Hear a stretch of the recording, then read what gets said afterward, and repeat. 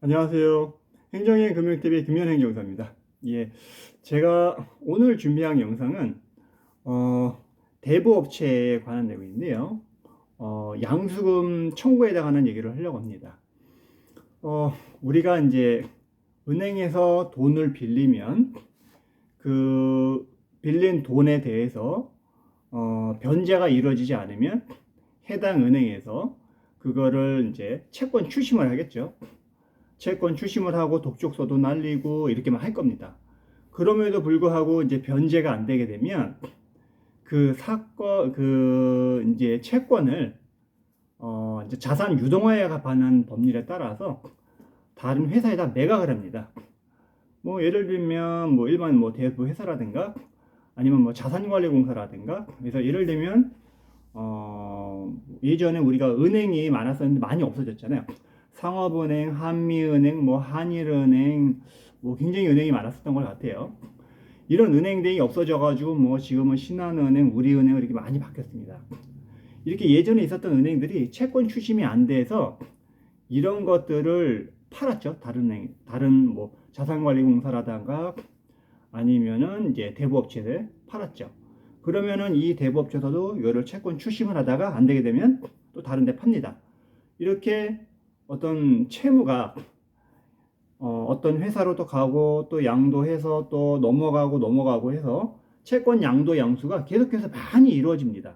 그러면 이렇게 채권 양도 양수가 막 이루어지게 되면 그 양도 양수를 할 때 양도 양수 증서를 작성하고 양도 계약서를 만들고 그 채권을 어떤 거를 넘긴다는 거를 각각 명세 리스트를 만들어 가지고 같이 넘깁니다. 그러면서도 원인 서류도 같이 넘기죠. 그래서 원인 서류라는 거는 뭐 대출 계약서 이런 것들, 대출 계약서 이런 것들을 같이 해가지고 대량으로 매각을 처리를 하죠. 매각을 처리해서 일쪽에서 뭐 일부 받아가지고 처리를 해버리죠.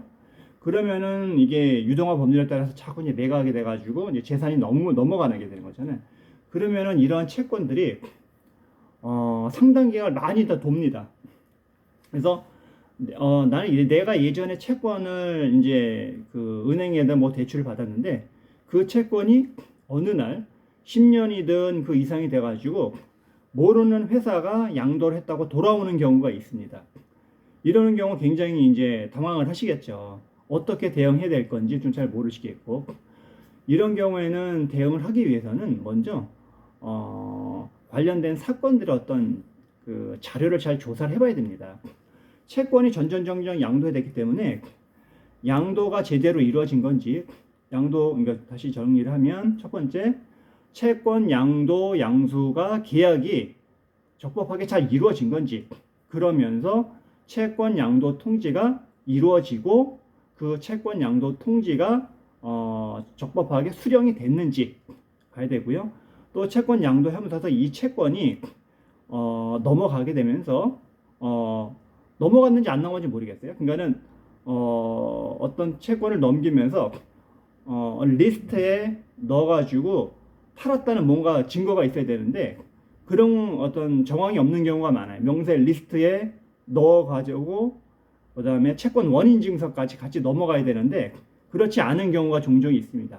그리고 또 하나는 소멸시효가 도과된 이런 것들을 또 매각하는 경우가 많아요. 그래서 이러한 여러 가지들을 조금 사실 조사를 명확하게 해서 이런 내용들을 잘 정리를 하고 그 정리된 내용들을 보고서로 만들고 그 내용을 잘 작성을 하고 그에 관련된 사실 조사한 내용에 관련된 맞아서 또 법리 관계도 정확하게 조사를 해서 하나의 자료 보고서를 만들어 가지고 대응을 그쪽에 대부 회사에다가 대응하는 방법을 해냅니다. 이렇게 이런 내용이 다 조사가 돼서 내용 증명을 발송을 해서 이쪽에 보내면 대부 회사에서도 그 부분이 자기네들이 조금 문제가 있다는 부분들을 인정하게 되게 되면 해당 채권에 대해서 청구를 포기하는 경우가 있습니다. 그래서 이런 오래된 채권은 본인이 갚으려고 생각하시면은 뭐 아니 이거 갚아야 될 돈은 하기지만은